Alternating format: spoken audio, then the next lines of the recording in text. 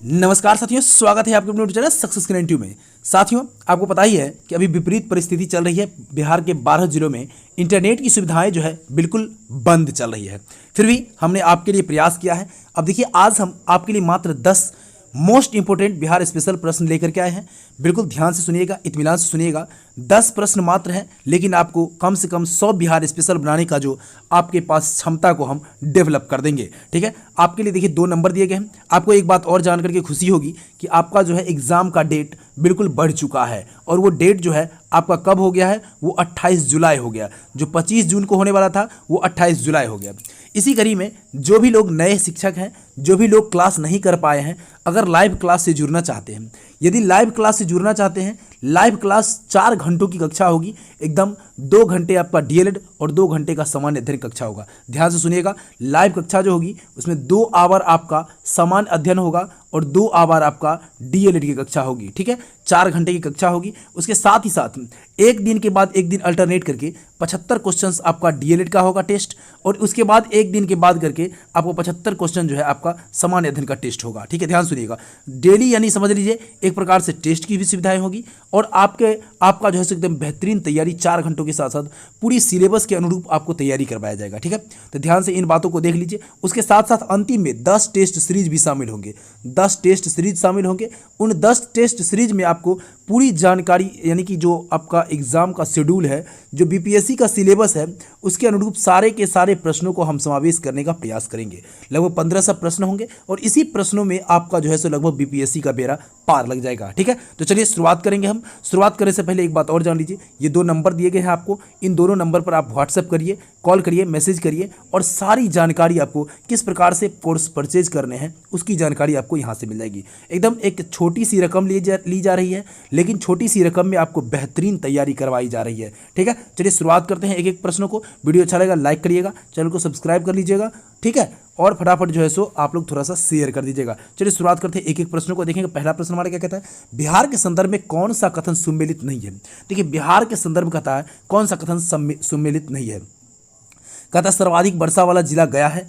आप यहीं पर जो है सो बिल्कुल देखेंगे, सर्वाधिक वर्षा वाला जिला गया नहीं है। सर्वाधिक वर्षा वाला जिला जो है वो किशनगंज है कि नहीं। बिहार का कौन सा है, किशनगंज है। तो ये तो गलत हो गया, यानी एक गलत है तो बाकी 3 तो सही होंगे ना। यानी सर्वाधिक ठंडा कहिए, सर्वाधिक गर्म कहिए, ये गया जिला ही होता है। सबसे कम वर्षा वाला बात करें, औरंगाबाद है। और सबसे बड़ी सिंचाई परियोजना कौन सी है, गंडक परियोजना है। ये बिल्कुल सही जवाब है। ठीक है, आइए आगे बढ़ते हैं। कुछ चीज़ें और महत्वपूर्ण जो है वो आपको बताने का प्रयास करते हैं। बिहार में देखिए जो जलवायु है वो उष्ण कटिबंधनीय है। कौन सा है, उष्ण मानसूनी जलवायु है। ठीक है, उष्ण क्या है, मानसूनी जलवायु है।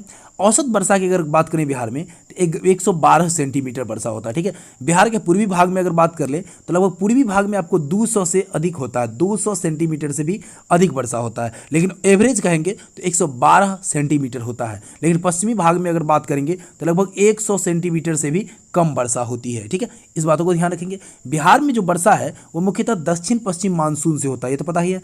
दक्षिण पश्चिम मानसून से वर्षा होती है, इसे भी आप ध्यान रखेंगे। ठीक है, आगे बढ़ते हैं। देखिए एक दो मतलब और भी जो है सो महत्वपूर्ण चीज़ें हैं, उसे भी जान लीजिए। बिहार में अगर बात करेंगे सबसे कम वर्षा कहाँ होता है, तो औरंगाबाद में होता है। और औरंगाबाद में यहाँ पर अभी देख रहे हैं औरंगाबाद में सबसे कम होता है। और ये यहाँ पर जो मानसून की अगर बात करेंगे तो वो 15 जून तक पहुँच जाता है। मानसून कब तक पहुँच जाता है, 15 जून तक पहुँच जाता है। ठीक है, इसे भी आप ध्यान रखेंगे। सबसे कम वर्षा आपका कहाँ होता है, तो ये औरंगाबाद में 95 सेंटीमीटर होता है। और सबसे इसके बाद का अगर बात करेंगे जिला तो लगभग 96 सेंटीमीटर जो होता है वो गया में होता है। ठीक है, और बात करेंगे बिहार में जो वर्षा की स्थितियां हैं वो कहाँ से उठती है, तो ये बंगाल की खाड़ी से आती है। ठीक है, बंगाल की खाड़ी से आती है। इन सभी महत्वपूर्ण बातों को यदि आप ध्यान रखेंगे तो बिहार के संदर्भ में ये सारे महत्वपूर्ण बातें हैं। आइए क्वेश्चन नंबर दूसरा देखते हैं। दूसरा नंबर क्वेश्चन हमारा क्या कहता है, बिहार के भौगोलिक परिचय में कौन सा सुमेलित है। यानी हमें सही चीज़ों को छांटना है और गलत चीज़ों को दरकिनार करना है। यानी पहला ऑप्शन कहता है देखिए कि बिहार के उत्तर से दक्षिण की लंबाई 483 किलोमीटर होता है, बिल्कुल गलत कह रहा है। देखिए यहाँ क्या होता है, उत्तर दक्षिण की लंबाई 345 किलोमीटर होता है। ठीक है, ये बिल्कुल गलत है। दूसरा देखिए कहता है बिहार की आकृति वर्गाकार होती है। देखिए बिल्कुल वर्गाकार नहीं होती है, बिहार की आकृति होती है आयताकार। आप गौर से देखेंगे तो लंबाई और चौड़ाई में जो है वो काफ़ी फर्क है। चूंकि उत्तर से दक्षिण की लंबाई जो है आपका 345 किलोमीटर होता है और पूर्व से पश्चिम की लंबाई जो होता है ये आपका कितना होता है, तो ये होता है आपका 483 किलोमीटर। ठीक है, तो ये भी देखिए यहाँ भी ये भी उल्टा दिया हुआ है, यानी 3 के 3 आपको गलत दिख रहे हैं। तो सही क्या होगा, यानी आपका ऑप्शन सी सही होगा। बिल्कुल ये देख लीजिए, ये एकदम 100% सही है कि अक्षांशीय विस्तार जो है 24 डिग्री 20 मिनट और 10 सेकंड होता है, 27 डिग्री 31 मिनट से यहाँ से लेकर के 15 सेकंड तक होता है। ये बिल्कुल आपका सही जवाब है। अब देखिए कुछ चीज़ें और जान लीजिए बिहार के संदर्भ में क्या क्या है इससे संबंधित। अब आप देख लीजिए अक्षांशीय विस्तार देख लीजिए, देशांतरीय विस्तार कितना होता है इसका देख लीजिए। देशांतरीय विस्तार को अगर देखेंगे तो 83 डिग्री से लेकर के 19 मिनट, 83 डिग्री 19 मिनट और 50 सेकेंड होता है। कितना होता है, 50 सेकेंड। इतना से लेकर के अगर बात करेंगे तो 88 डिग्री 17 मिनट से लेकर के और कितना होता है 40 सेकेंड के बीच हो जाता है। ठीक है, अगर बिहार का क्षेत्रफल की बात करेंगे तो 94,163 किलोमीटर होता है, वर्ग किलोमीटर होता है, 94,163 वर्ग किलोमीटर होता है। बिल्कुल ध्यान रखेंगे इसे भी। ये जो है आपको क्या है, क्षेत्रफल के दृष्टिकोण से अगर देखेंगे बिहार को तो कैमा राज्य है, बताएंगे क्षेत्रफल की दृष्टि से आपका 12वां राज्य है। अभी 12वां हो गया, ठीक है, एकदम बिल्कुल कन्फ्यूजन नहीं रखिएगा, अभी 12वां है, एकदम 12वां, एकदम ध्यान रखिएगा। अगर बात कर लेंगे क्षेत्रफल की दृष्टि से बिहार का क्षेत्रफल, जो बिहार का क्षेत्रफल है वो कितना है, तो लगभग आपका 2.86 है, 2.86% है। और अगर बात कर लेंगे बिहार की जनसंख्या, तो भारत की जनसंख्या का लगभग 8.58% माना जाता है। ठीक है, और औसत ऊंचाई जो है वो 173 फीट मानी जाती है, लेकिन लगभग 52.73 फीट कहिएगा, वो मतलब इसको मीटर कहिएगा, ये मीटर में मानी जाती है। ठीक है, इन सभी पॉइंट्स को आपको ध्यान रखना है। आपने देखा क्षेत्रफल में 2.86, आपने देखा क्या जो आपका जनसंख्या है उसमें 8 दशमलव कितना, ये 58 है, 12वां स्थान है आपका। 94,100 जो आपका 63 वर्ग किलोमीटर है और 173 फीट है जो समुद्र तल ऊंचाई से, समुद्र तल की ऊंचाई से, और 52.73 मीटर जो है ये क्या है आपका समुद्र तल से ऊंचाई है मीटर में। इन सभी बातों को आपको बिल्कुल ध्यान रखना है। आइए बात करते हैं क्वेश्चन नंबर 3 का। क्वेश्चन नंबर 3 हमारा कहते हैं निम्नलिखित में से कौन सा थर्मल पावर प्लांट जो है बिहार में स्थित नहीं है। देखिए बिहार में कौन सा नहीं है ये पूछा जा रहा है। अब यहाँ आइए बात करते हैं कौन कौन से हैं। तो यहाँ देखिए मुजफ्फरपुर बिहार में ही है, बिल्कुल आप जानते होइएगा। बरौनी आपका बिहार में, ये भी जानते होइएगा। कहलगांव ये भी बिहार में ही है, लेकिन औरैया नहीं है। औरैया कहाँ पर है, तो यूपी में। औरैया कहाँ पर है, उत्तर प्रदेश में है औरैया, याद रखिएगा। ठीक है, औरैया थर्मल पावर प्लांट जो है कहाँ पर है, औरैया, ये आपका उत्तर प्रदेश में स्थित है। देखिए एनटीपीसी जो है आपका, जो थर्मल पावर प्लांट वाला है एनटीपीसी, इसकी जो स्थापना हुई थी 1975 में हुई थी। कब हुई थी, 1975 ईस्वी में हुई थी। ठीक है, अब कांटी मुजफ्फरपुर जो है, मुजफ्फरपुर में एक कांटी जगह है, वहाँ पर थर्मल पावर प्लांट है जो जॉर्ज फर्नांडिस के मदद से बना था। कौन बनाया था, जॉर्ज फर्नांडिस के मदद से बना था, इसे भी ध्यान रखेंगे। ठीक है, George Fernandes thermal power plant station रखा गया, उसका नाम भी उसी के नाम पर रखा गया है। अब बरौनी थर्मल पावर जो है ये आपको 1962 में बनी है। ये कब बना, 1962 ईस्वी में बना है। ठीक है, अब इसके अंतर्गत जो है कहलगांव पावर प्लांट भी आता है, ये सब इसी के अंतर्गत आता है।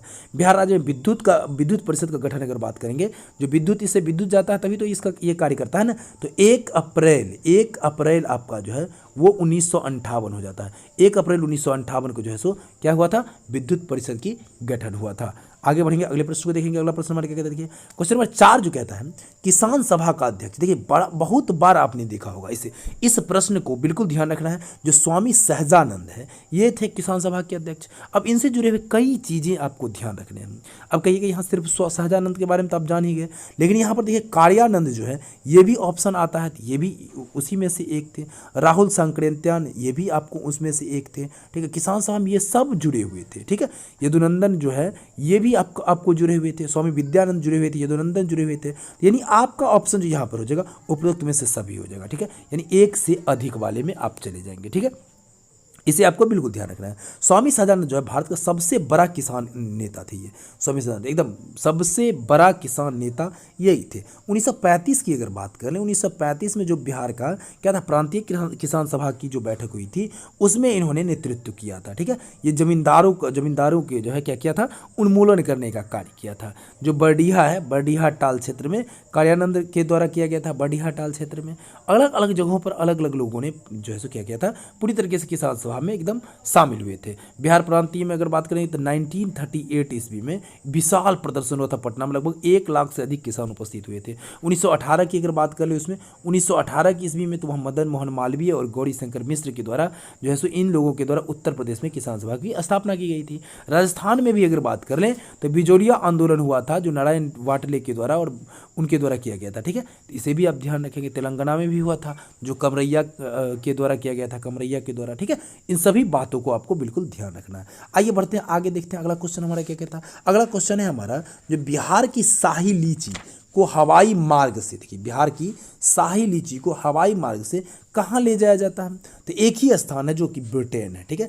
ब्रिटेन को डायरेक्ट यहाँ से हवाई मार्ग के माध्यम से बिहार से जो शाही लीचियाँ हैं वो वहाँ तक पहुँचाई जाती है, ठीक है। कहाँ तक पहुँचाई जाती है, तो डायरेक्ट वहाँ तक पहुँचाई जाती है, चलिए ब्रिटेन तक जाती है। आगे बढ़ते हैं, अगले प्रश्न को देखते हैं। अगला प्रश्न हमारे क्या कहती है, पटना में देखिएगा, ध्यान दीजिएगा, पटना की बातें हो रही है, जब पटना की बातें हो रही है थोड़ा सा छोटा कर लेते, देखिए पटना में national mission of cleaning Ganga, national mission of cleaning Ganga के तहत ही घाटा के साथ बनाए गए कई सुविधा केंद्र निम्न में से, यानी घाटा नहीं घाट होना चाहिए था, ठीक है, घाट के साथ, ठीक है, घाट के साथ बनाए गए, जैसे ये कहता है कम्युनिटी कम कल्चरल सेंटर बनाया गया है। कम्युनिटी के साथ साथ ये कल्चरल सेंटर भी है। ये किसके द्वारा, कहाँ, किस घाट पर बनाया गया है, क्या कलेक्ट्रेट घाट पर है, गाय घाट पर है, गुलाबी घाट पर है, राजा घाट पर है, या उपरोक्त में से कोई नहीं होगा, क्या कौन सा हो जाएगा। देखिए बिल्कुल ध्यान रखिएगा, पटना में जो बनाया गया है ये आपको बनाया गया राजा घाट पर, कहाँ पर, राजा घाट पर बनाया गया है। ये आपका ऑप्शन नंबर कौन सा हो जाएगा, तो ये आपका डी ऑप्शन हो जाएगा। क्लियर है। देखिए पटना में जो नेशनल ये बनाया गया है मिशन क्लीनिंग ऑफ गंगा, ठीक है, गंगा ये घाट जो है सो कई सुविधाओं और कई चीज़ों से पूरी तरीके से लैस है, और यह जो है सो कम्युनिटी कल्चरल भी विकसित यहाँ पर हो गई है। ये सभी चीज़ों पर ध्यान रखना है, यानी कि यहाँ पर तो ये आपका राजा घाट हो जाएगा। पटना का कौन सा घाट है, राजा घाट। आगे बढ़ेंगे, देखिए बिहार का उदंतपुरी विश्वविद्यालय किस विषय के लिए प्रसिद्ध है। अब आइए, बिहार का जो उदंतपुरी विश्वविद्यालय है वो किस विषय के लिए प्रसिद्ध है, तो क्या बताइए, अर्थशास्त्र के लिए है, क्या तंत्र मंत्र के लिए है, या गणित के लिए है, या दवा के लिए है, उपयुक्त में से कोई नहीं है, एक से अधिक है यहाँ पर। तो बिल्कुल यहाँ याद रखेंगे तंत्र के लिए। किस चीज़ के लिए, तंत्र के लिए है, क्योंकि यह है क्या, देखिए यह जो है आपको बौद्ध महाविहार है। कौन सा, बौद्ध महाविहार, ठीक है, महाविहार यहाँ पर है, ठीक है। तो भारत में बौद्ध महाविहार बहुत सारा था, जिसमें उदंतपुरी भी एक उसमें से आ जाता है। पाल सम्राट नेपाल ने पूरी तरीके से यहाँ पर जो है सो क्या किया था, स्थापना किया था। कौन किया था, यानी पाल सम्राट जो गोपाल थे, गोपाल के द्वारा किया गया था, नेपाल बोला गया शायद लगता है, गोपाल के द्वारा जो है सो क्या किया गया था, उदंतपुरी विश्वविद्यालय की स्थापना की गई थी। अब यह विश्वविद्यालय कहाँ था, देखिए इसे भी ध्यान रखेंगे, तो मगध का जो सीमा क्षेत्र है वहाँ पर है, पंचानन नदी के किनारे है। किस नदी के किनारे है, पंचानन नदी के किनारे है उदंतपुरी, ठीक है। वर्तमान में अभी कहाँ है, तो बिहार शरीफ नहीं है, बिहार शरीफ, तो बिहार शरीफ में अभी स्थित है। कहाँ पर है, बिहार शरीफ में स्थित है, ठीक है, समझ में आ गया। अब एक और बात याद रखिए, बिहार शरीफ जैसे ही है तो एक मकबरा है, किसका, तो इब्राहिम का जो है सो मकबरा है, इब्राहिम का मकबरा है। कहाँ पर, तो इब्राहिम का मकबरा भी है बिहार शरीफ में है, ठीक है। नालंदा के हिरण्य पर्वत बिहार शरीफ में स्थित है। नालंदा का जो है हिरण्य पर्वत, नालंदा का हिरण्य पर्वत कहाँ पर है, बिहार शरीफ में ही है। भारत में जो कांची है आपका, वल्लभी है, ये सब शिक्षा का जो है सो बिल्कुल केंद्र रहा है, ठीक है। विक्रमशिला विश्वविद्यालय जो है वो भारत में क्या है, वज्रयान शाखा के सर्व प्रमुख केंद्र है, वज्रयान शाखा का केंद्र है, ठीक है। इन सभी पॉइंट्स को आपको बिल्कुल ध्यान रखना। आइए अगला देखिए, पटना के घाटों पर जो सुविधा केंद्र बनाए गए हैं वो जो कंपनी के द्वारा बनाई गई है वो कौन सी कंपनियां बनाई है। यहाँ प्रश्न कहता है कौन सी कंपनियां बनाई है, ठीक है। अब देखिए यहाँ पर कौन सी कंपनियां बनाई है, क्या ध्यान दीजिएगा, रिलायंस इंडस्ट्रीज है, या बुडको है, या टाटा इंडस्ट्रीज प्राइवेट लिमिटेड है, या गेल है, या उपरोक्त में से कोई नहीं है, एक में से अधिक है। यहाँ आपको बिल्कुल ध्यान रखना होगा, ये जो बुडको है आपका, यानी ऑप्शन नंबर बी जो है इसके द्वारा बनाया गया। पटना के जो घाट है उस पर सुविधा केंद्र बनाया गया बुडको के द्वारा। अब बुडको का मतलब क्या होता है, देखिए बिहार, BU IDCO होता है बुडको। 20 हो गया आपका बिहार, यूस हो गया अर्बन, आइस हो गया इंफ्रास्ट्रक्चर, डीस हो गया डेवलप, कोस हो गया कॉपरेशन, सीओस कॉपरेशन हो गया। तो इसे भी ध्यान रखेंगे, बुडको के द्वारा बनाया गया है। ये सुविधा केंद्र जो है बिल्कुल जो क्लीनिंग गंगा है उसी के तहत ये बुडको के द्वारा बनाया गया है। क्लीनिंग गंगा यानी गंगा को पूरी तरीके से साफ कर देना है, उसी के तहत ये बना है। ठीक है, आगे बढ़ते हैं। 9वां नंबर क्वेश्चन देखते हैं। देखिए 9वां नंबर क्या कहता है। राजगिरी, देखिए यहाँ राजगिरी वैशाली पाटलिपुत्र में निम्नलिखित में से कौन सी एक समानता है। राजगिरी हो गया आपका, वैशाली हो गया, पाटलिपुत्र हो गया, इसमें से कौन सी समानता है। तो यह ध्यान देंगे, ये सारे वैसे स्थान हैं। यहाँ देखिए कौन से स्थान है जहाँ पर बौद्ध संगीति हुई है। बौद्ध संगीति कहाँ कहाँ पर हुई है, अब आइए एक एक करके देख लेते हैं। जो प्रथम बौद्ध संगीति हुई थी, द्वितीय बौद्ध संगीति हुई है, एक एक करके ध्यान दीजिएगा। प्रथम बौद्ध संगीति, द्वितीय बौद्ध संगीति, तृतीय बौद्ध संगीति और चतुर्थ बौद्ध संगीति, 4 बौद्ध संगीति हुई है। प्रथम जो हुआ है वो राजगृह में हुआ है। कहाँ पर हुआ, राजगृह में हुआ है। दूसरा जो है वो कहाँ पर हुआ है, तो वो वैशाली में हुआ है आपका। तीसरा जो हुआ है वो कहाँ पर हुआ, तो पाटलिपुत्र में हुआ है, पाटलिपुत्र में हुआ है। चलिए चौथा कहाँ पर हुआ, तो ये आपको कश्मीर के कुंडलवन में हुआ, कश्मीर के कुंडलवन में हुआ। 4 जगह का नाम हो गया। तो इसी में देखिए राजगिरी, वैशाली और पाटलिपुत्र, राजगिरी, वैशाली और पाटलिपुत्र किससे संबंधित है, तो बौद्ध धर्म के संगीति से संबंधित है। अब देखिए पहले के जो संरक्षण करता थे यानी शासन काल किनका था, तो अजात शत्रु के काल में था, अजात शत्रु याद रखिएगा। दूसरा जो है वो कालाशोक याद रखिएगा, अक करके याद रखिएगा कालाशोक। और फिर तीसरा हो गया अशोक, और चौथा हो गया कनिष्क, इसके शासनकाल में हो गया।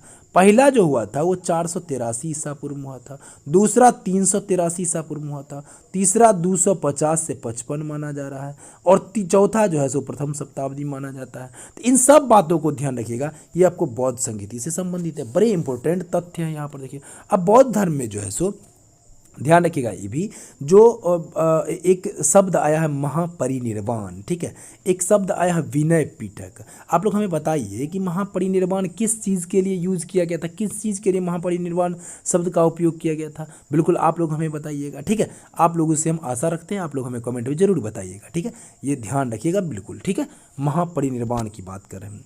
बिहार में होम रूल लीग आंदोलन जो हुआ था उसके संस्थापक कौन थे, यहाँ बात हो रही है होम रूल लीग की। ठीक है, अब बताइए यहाँ पर 4 ऑप्शंस आपके सामने रखे गए हैं, इसमें से कौन है होम रूल लीग आंदोलन के लिए। अब आइए यहाँ पर देखते हैं। पहला है, देखिए कौन सा हो जाएगा, ये लास्ट सवाल है। ठीक है, 9 नंबर तो हो ही गया था ना भाई। चलिए 10 नंबर है, लास्ट है। होम रूल लीग आंदोलन के जो है सो यहाँ पर आप देखेंगे तो हमें लगता है कि आपको बी ऑप्शन आ जाएगा, मजहरुल हक। किनके द्वारा चालू किया गया था, मजहरुल हक के द्वारा जो है चालू किया गया था। ठीक है, मजहरुल हक याद रखेंगे, मजहरुल हक। ये कौन थे, मजहरुल हक कौन थे, तो ये इनके द्वारा जो है आपको 1916 में 1916 की बात करते हैं, इसमें भारत में होम रूल लीग की स्थापना की गई थी। ठीक है, स्थापना की गई थी। अब देखिए यहाँ पर एक बात और ध्यान रखिएगा, पटना के बांकीपुर में किया गया था। कहाँ पर किया गया था, ये पटना के बांकीपुर में। होम रूल लीग के भारत में जो है इसको जनक किनको माना जाता है, एनी बेसेंट को माना जाता है, एनी बेसेंट को माना जाता है। होम रूल लीग का जनक किसको माना जाता है, एनी बेसेंट को माना जाता है। इसके जो अध्यक्ष बने थे, अगर बात कर लें मुस्लिम अध्यक्ष के रूप में, तो मौलाना मजहरुल हक तो पहले थे ही, उपाध्यक्ष सरफराज हुसैन को बनाया गया था। और ठीक है, और किनको बनाया था, सरफराज हुसैन को बनाया गया था। इसे भी आप ध्यान रखिए। भारत में जो होम रूल लीग आंदोलन हुआ था उसका सर्वप्रथम बाल गंगाधर तिलक के नेतृत्व में पूना में होम रूल लीग की स्थापना हुई थी। पहले जो है सो बाल गंगाधर तिलक के द्वारा किया गया था, उसके बाद जो है सो आगे यहाँ पर जो है क्या क्या किनके नेतृत्व में ये फला फूला, तो ये आपको मजहरुल हक के नेतृत्व में फला फूला था। ठीक है, इन सभी बातों का आपको ध्यान रखने का। ये होम रूल जो है आयरलैंड से प्रभावित था। कहाँ से, आयरलैंड से प्रभावित था, इसे भी ध्यान रखेंगे। चलिए, आई होप कि वीडियो अच्छा लगा हो, वीडियो को लाइक करिए, कमेंट कीजिए, दोस्तों के साथ शेयर करना नहीं भूलिएगा। वीडियो के लिए बहुत बहुत धन्यवाद।